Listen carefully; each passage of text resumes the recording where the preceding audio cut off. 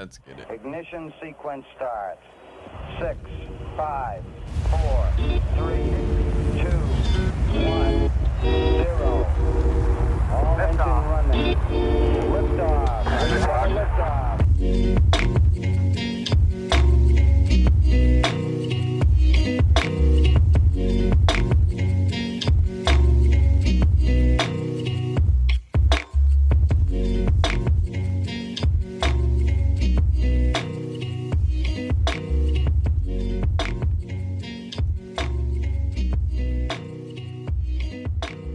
What is up, guys? Hunter Klein here, bringing you this week's episode of Interplanetary Monkeys. You guys know the deal. It's been a good week.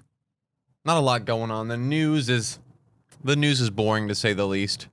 But we go again. Every single morning before I record, it has become a ritual of mine to go to Starbucks and get an iced coffee with 2 shots of espresso. No sugar added, absolutely loaded with caffeine to get that little boost I need to kind of come with energy to the podcast. I also started working out before this in the morning, waking up at like 8, 9, and it's a beautiful little combination to get me going. Right, because what I was noticing in maybe episode 45, 44, 46 is that I was just waking up and not really preparing before, and things were coming off a little dry. I could barely fucking talk. I was all stiff, and I believe it just came through in the vocals. All right, so now we're trying to make some changes to make sure that we come primed. But when I am in the Starbucks drive-thru every Sunday morning, it is an absolute terrible experience for me. Every time I go to Starbucks, I get triggered. Okay, the bedazzled license plates, the long line. I start getting so judgmental and narcissistic about the whole thing. Right? There's fucking 47 cars lined up in a Starbucks driveway.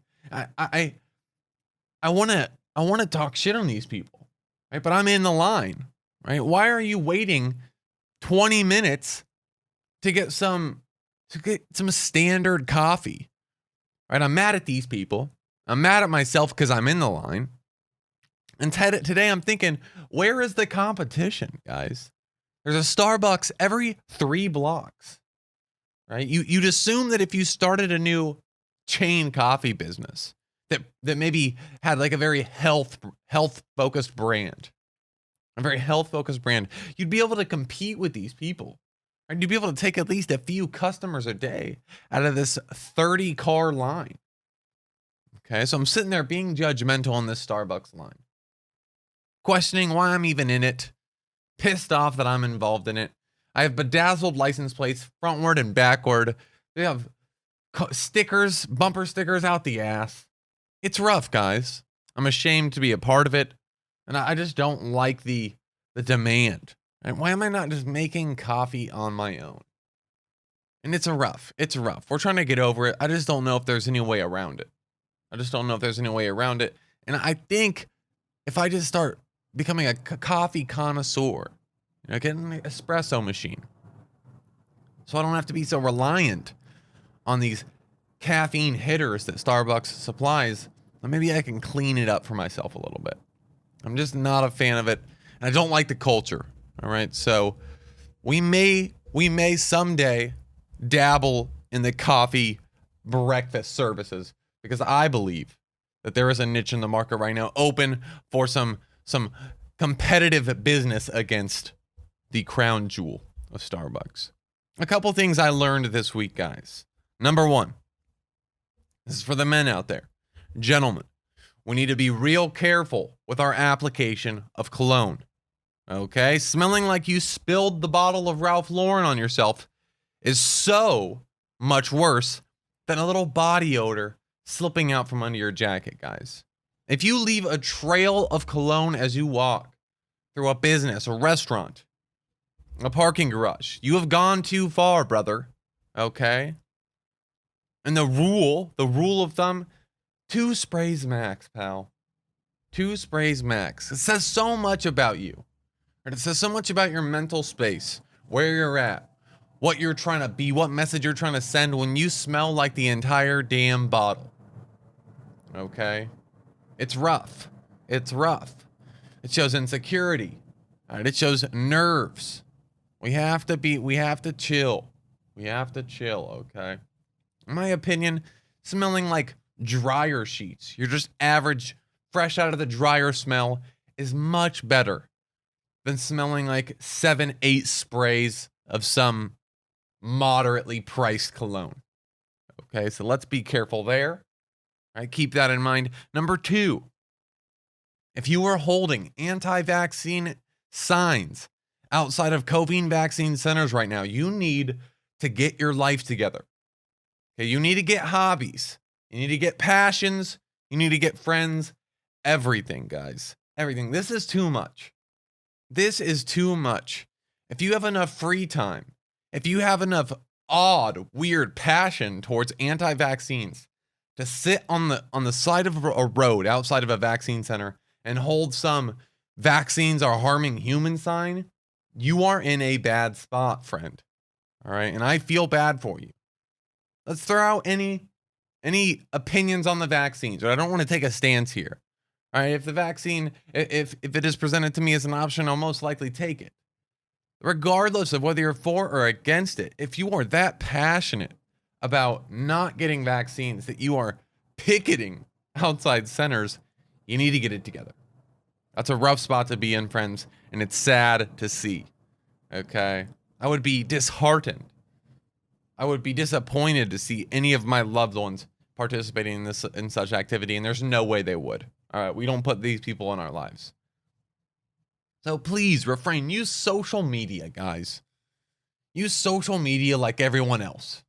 Okay? It's not the move. Something that minuscule. Something that challenging to just general knowledge. Something as conspiratorial as vaccines cause disease or are taking down the human species, or they're trying to kill us. You can't go on the streets and hold signs up, guys. It's too much. We got to get out of this. We absolutely have to get out of this, guys.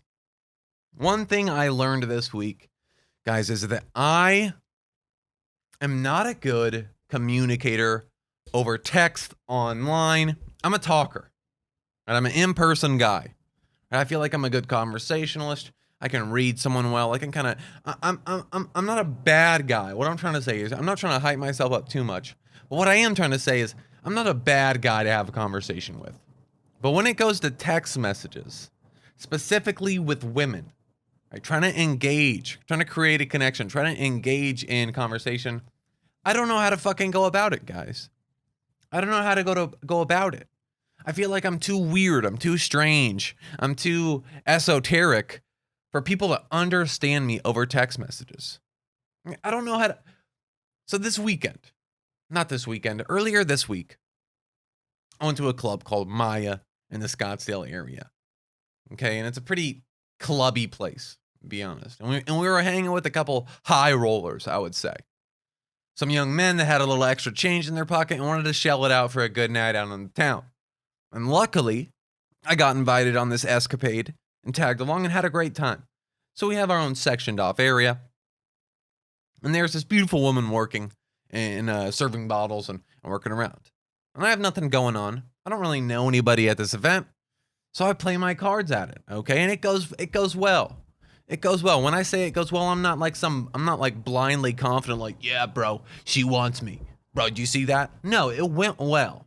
Okay, it was one of those interactions with a woman, interaction between a male and woman, that anybody in the vicinity would recognize, oh, wow, what's going on there, pal? Right?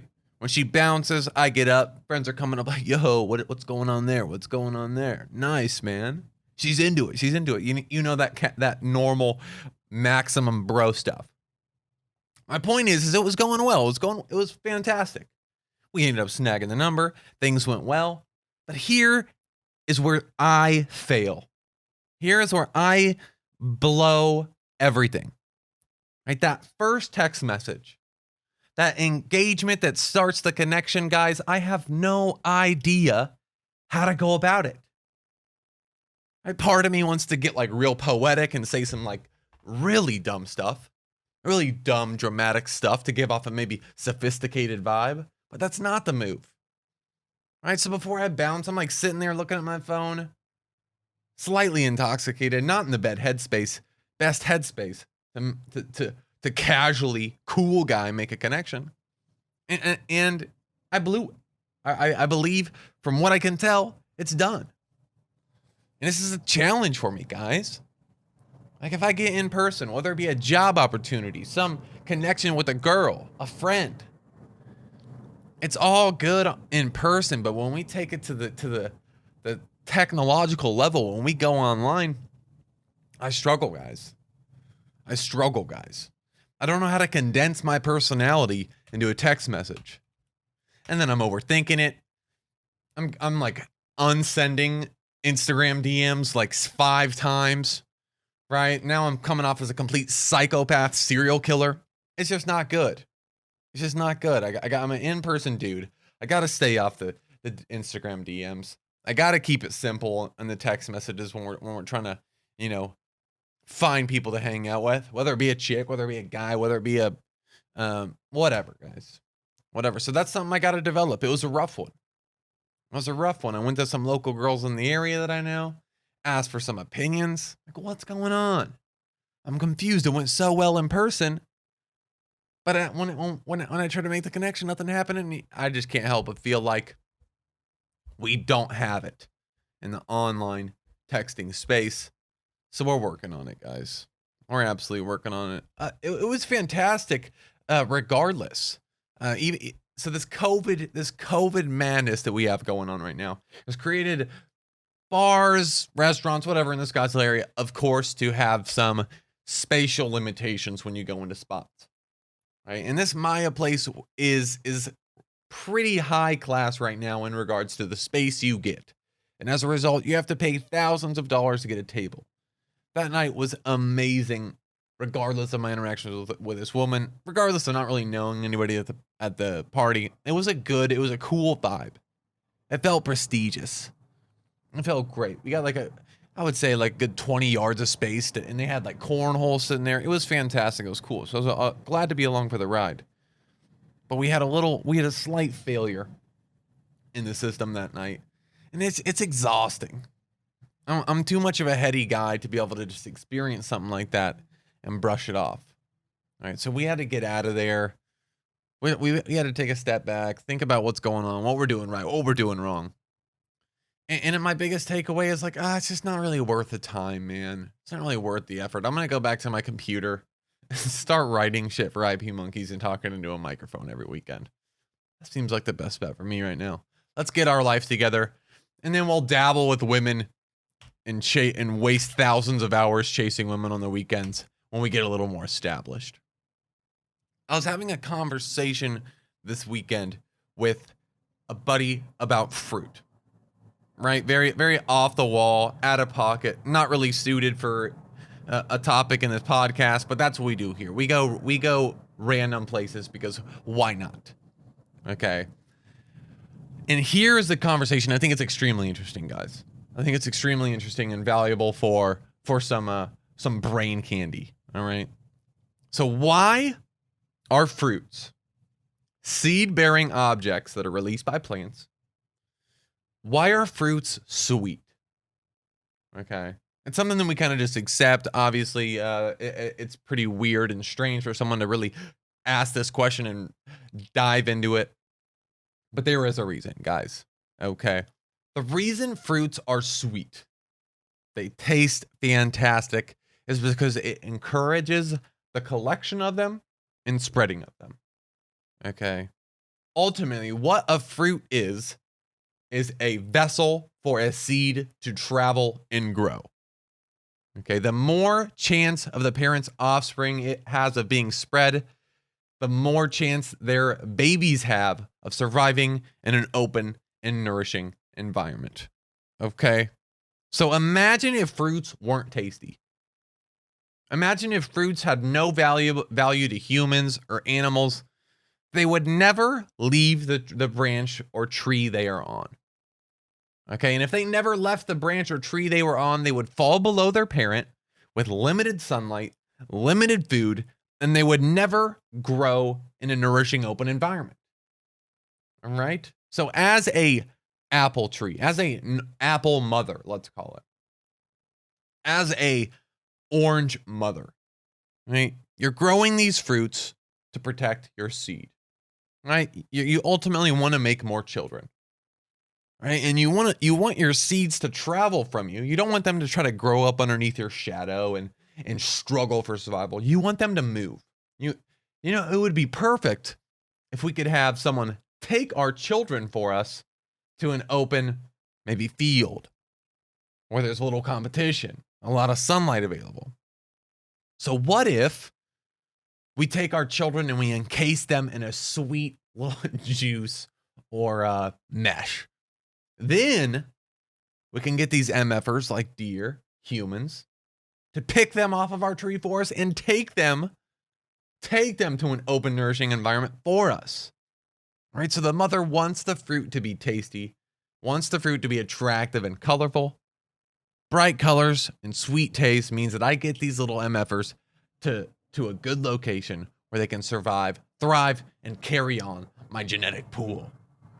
Okay? Also, seeds aren't tasty. Generally, seeds aren't tasty. Okay, when you think about apple seeds, when you think about avocado seeds, it's a bitch to try to eat them. Right? They're annoying to eat. They often mess with your stomachs. They often have a hard shell. It's just too much. Right? You do not want a tasty seed.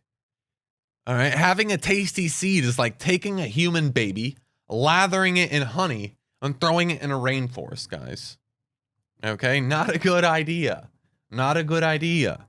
And nature has evolved and done well with its time to make this happen. Right? Let's make sure our baby does not taste good. Our baby is not attractive to humans, deers, wildlife. But let's encase it in a juicy, nice little coating so people can pick it up, enjoy the fruit on a leisure walk through the forest to an open field, and they can leave it behind. All right, because they're not interested in the seed. It's too much work. It's not nourishing. It's not rewarding to eat. So on and so forth, guys. So that is ultimately the reason that fruits exist and fruits are delicious. Okay. Nobody asked. That's okay. That's okay. A little brain candy for us to munch on this week.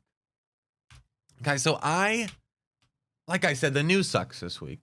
I've been spending some decently good chunks of time on news websites before the episode releases on Monday. I'm just trying to make sure I keep you guys up to date on relevant topics that are interesting to me, and if you're hanging around the podcast, most likely interesting to you. But not a lot's happening.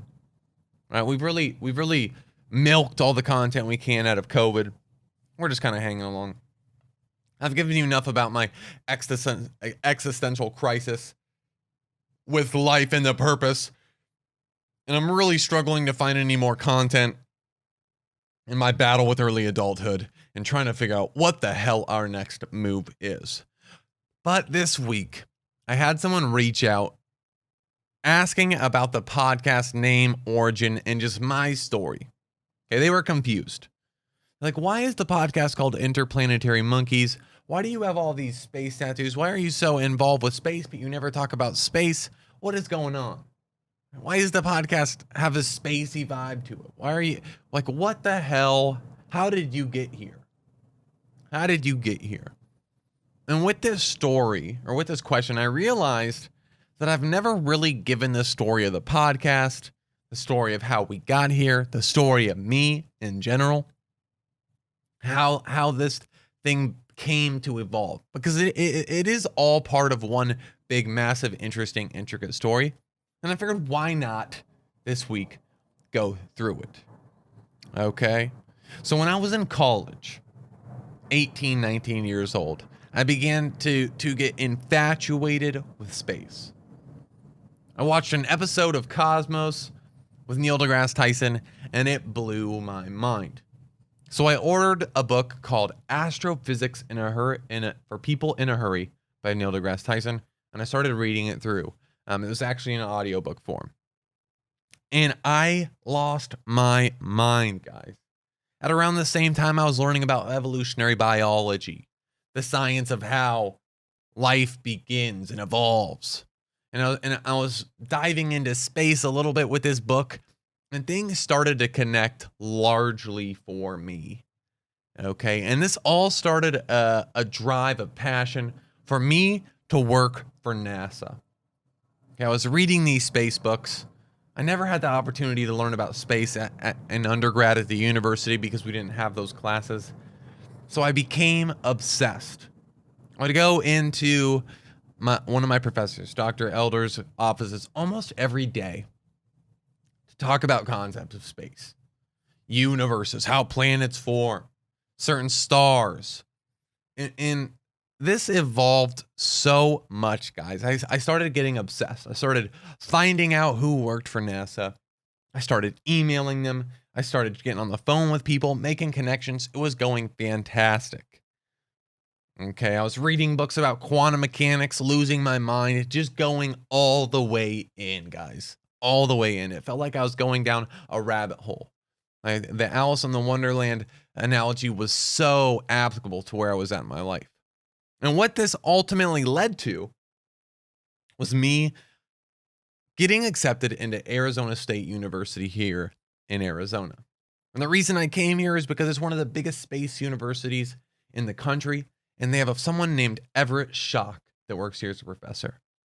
You know, Everett didn't accept me into his lab, but I figured I could wriggle my way in there. Now, Everett was working on the Europa Clipper mission where he was actually running one of the instruments that was going to be used on one of the spaceships sent out to planets in the solar system. And I got in, guys. I got accepted. I got into his lab. And I was doing it. I made it. I made it to the mountain in the distance. I was working in the Exploring Ocean Worlds lab at ASU, where we were looking for life in the universe. Okay? We were identifying candidates in the solar system that had candidate planets that had oceans in them, right? So with water, follow the water. With water comes the chance for life. This is where we're going to send spaceships to look for life in the universe. This is where we're going to figure out if we are alone or not in this beautifully expansive universe. And I started work in this lab. Dream come true, guys. The problem is that the mountain, the beautiful mountain that I thought this position was, that I thought working for NASA was, turned out to be a pile of rocks in my perspective. The work was grueling. I was on the computer every day coding, modeling rock-water interactions on planets. Everything was theoretical. Everything was detached, right? And it began to take a really hard toll on me.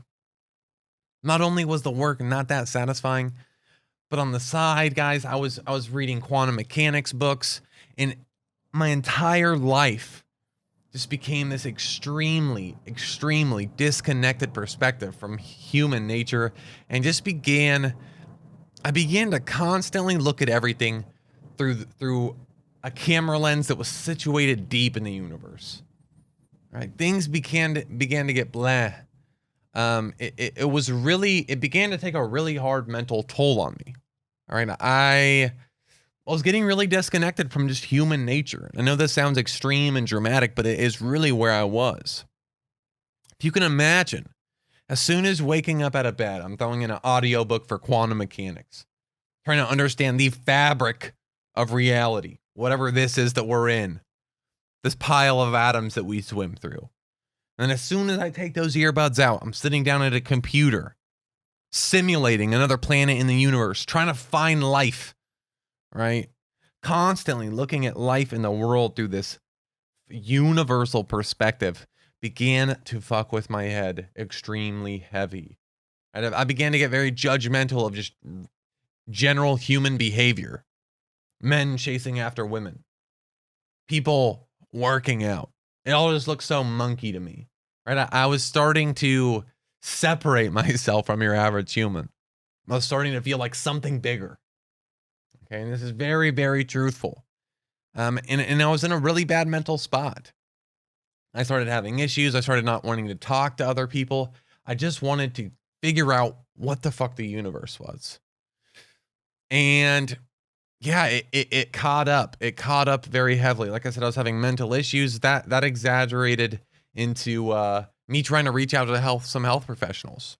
Trying to talk to a psychiatrist, trying to figure out what the fuck is going on. I wasn't very passionate about the work I was in, but it was my dream.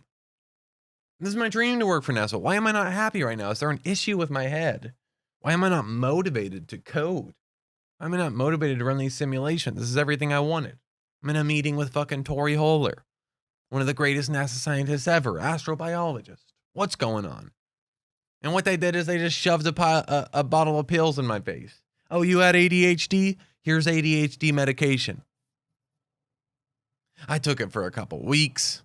It got me motivated, of course. And I just couldn't do it anymore, guys. I threw out the meds. I identified the actual core of the issue, and that was I wasn't really passionate about the work. I wasn't in love with the science of looking for life in the universe. I wasn't in love with coding. I was in love with the idea. I was passionate about the idea of being the guy that finds life in the universe. I was in love with the idea of being the guy that was on was a huge part of the NASA Europa Clipper mission to find life in the universe.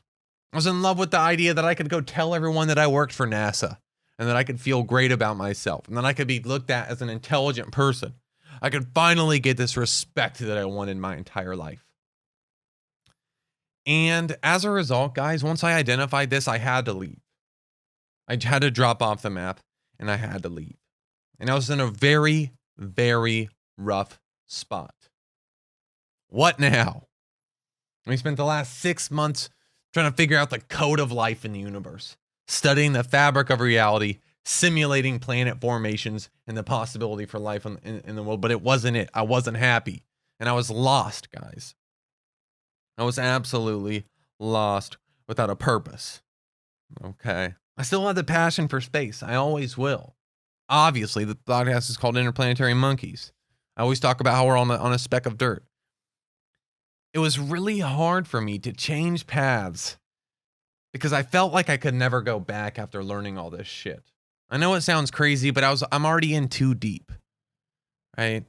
I already have this overwhelming perspective that we're flying at 60,000 miles per hour on a speck of dust in a very empty space. Studied the origins, the end. I was in a very rough spot. And the question was, what matters to me? Okay. The search for what is the reason? Where did the universe come from? What is the fabric of reality? I know these are all generally like questions that come up when you're smoking with your buddies jokingly, but I wanted to dedicate my life to them. And the ultimate conclusion I came to after all this is that the most important thing in this huge, lonely, empty universe is me. Selfishly, this is what I came to, is me. The only reason I'm able to experience this, the only reason I'm able to enjoy this, the only reason I'm able to read these books is because I have a seat at the human table. I got spawned in somehow. We're not sure how. We're not sure from where. But I fucking rolled a lucky pair of dice and got a seat at the table, and I'm here. And the most important thing going forward seems to be my health and my time here. Okay? The longer I can stay alive and the more quality I can make that time, the better the experience and the longer I have. And that is why I ultimately got into health. That is why I got into exercise. Because at the end of the day, after going so deep into reality and the science and what it all means, I just got tired of looking for answers and made it over the hump and said, you know what? Fuck it.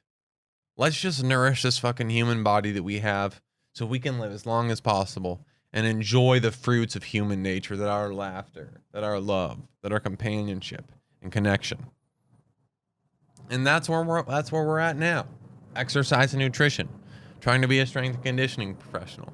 Fucking around on a podcast every week. I got to the point where I lost a lot of that drive to know everything and got to a point where I could just finally relax and say, you know what? This is all fairly comical. All right. Where we're at in the universe. How small we are in comparison. How small our time is compared to the big picture. Why spend the rest of it fucking searching for answers desperately? Trying to be the man that makes it. Trying to be the guy that is remembered. When at the end of the day, it doesn't really fucking matter. What really only matters to me now these days is just quality of time. And making sure, we live, laugh, love, and fucking enjoy this experience. So we created the podcast called Interplanetary Monkeys. That really encompasses this perspective that I mentioned earlier, right? We are monkeys. And I think it's comical. I think it's funny. It's a little jab at the human species that takes ourselves so seriously. And a lot of us are very disconnected from this idea. But we are. We're monkeys. We're monkeys with phones and computers and electronic cars. And I think the journey of humans exploring space is beautiful. And at this time, the discussion of the possibilities for the human species to go to other planets, I think, is one of the most beautiful things in the world, guys. When I said I legitimately shed tears when I watch space launches, I'm not kidding. It falls into all this information and perspective that I talk about. Like seeing humans try to get off this fucking lonely rock is one of the most beautiful things I've ever seen. I think it's the greatest story ever told. So thus, Interplanetary Monkeys was the title for the podcast. A beautiful triumph of our journey through the universe and to get off his planet, but also a funny little jab at the fact that we're just absolute idiot mammals. Okay. And it started as a science-heavy podcast because that's the space I was in at the time. 5-10 minutes. I didn't know how to bring value to people. I was very insecure about my ability to produce content. The only way I thought I could do it is to give people information. Fully scripted 5 to 10 minute episodes where I regurgitate facts or I collect facts. I use my education fueled background, my ability to retrieve information, and I create little educational episodes for everyone. But again, we fell into the same little pocket. It wasn't enjoyable anymore. It became a job. I slowly started to have more fun with it. The episodes got longer. I started scripting less. Until eventually, I was like, fuck it. Right? Do people want to come listen to me ramble about the world? At the time, I didn't believe it. But I wanted to go for it anyway, because that is where the joy was for me. The fun. We weren't very confident about it. We weren't the most excited to do it. We were very nervous. But we started. I think it was around episode 25, 26. And it was short. It was rough, guys. It was rough. And a lot of it was written down. I came in nervous, not confident in my abilities to riff and bring value. That was the only focus. How can I bring these people value? How can I make them stay? Otherwise, why are they even fucking here? And it's grown from then, guys. It's grown from then to the point now where we don't take it as seriously. I don't put as much pressure on myself anymore. We're just having fun with it, We're not trying to make any headlines with any clickbaity news articles. We're not trying to catch a rift on YouTube and fucking blow up. We're just here to have fun and connect with like-minded individuals and try to figure out what's going on here. So yeah, guys, that is the story of Hunter Klein. That is why I have all these crazy space tattoos. That's why I have automotive dust suspended in the sunbeam on my fucking arm. Pretty insane leap there. It's always so fucking crazy. It's always such a weird moment when people ask me what my tattoos mean. Like, oh wow, we're at a bar on a Saturday evening chilling out. We're talking, the dudes next to me are talking about some chick they ran into last night. These girls are talking about their favorite latte at Starbucks. And someone's like, oh, hey, Hunter, what's that tattoo mean? on a mote of dust suspended in a sunbeam. It's hard to just drop the, yeah, well, I'm pretty passionate. I'm pretty aware of the fact that we live on a tiny mote of dust that's suspended in a sunbeam on a very black and desolate universe that rotates around a giant fireball in a universe that is constantly expanding, that we have no idea where it originated from. Right? I can't really drop that, guys. Okay? I can't really say that. That's how I think constantly. Right? A couple screws are loose in this head. Right? We learned some information. We saw some shit we can't unsee. I don't regret that tattoo, but it's just such a weird spot when people ask me what my tattoos mean, because it's so deep. It's so deep, and it is conversationally rough to have with someone who is not on the same wavelength as me. So I actually hate it when people ask me about my tattoos. It's not something I'm a big fan of. They're for me. They're not for anyone else. But of course people do, and I don't blame them, right? I don't blame them. But yeah, that's why we got all these funky tattoos. That's why I won't shut up about the fact that we're on a mode of dust. That's why the podcast is called Interplanetary Monkeys. And that's ultimately why we're here having a good ass time. Okay? Okay. If you guys were curious, that's the story. That's how we're here. And we go forward.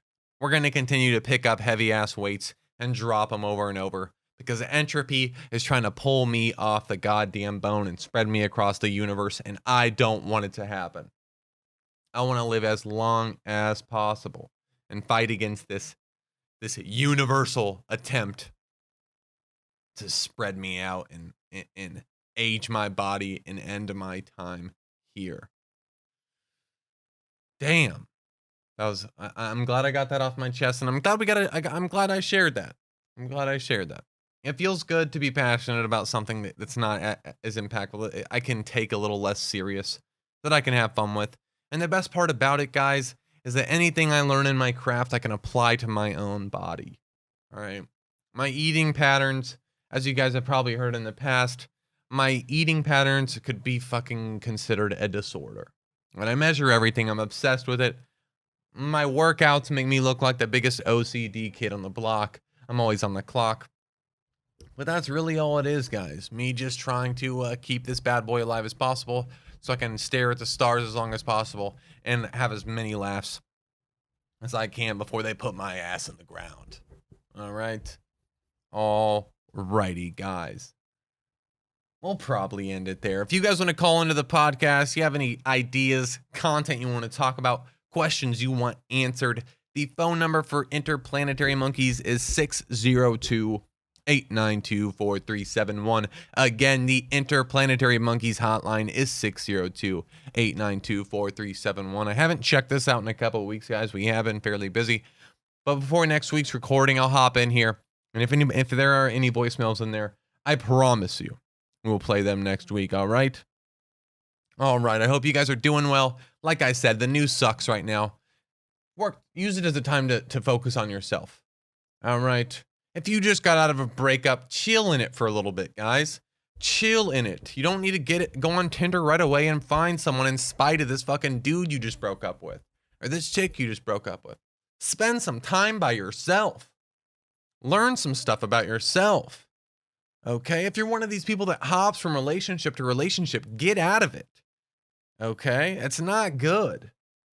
It's not good for you. You need to learn more about yourself. You need to challenge. You need to be really uncomfortable. You need to get into your head on a Saturday night. Okay?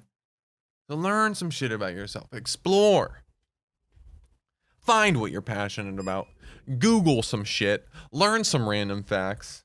All right? If you're feeling good, enjoy it. Weaponize it.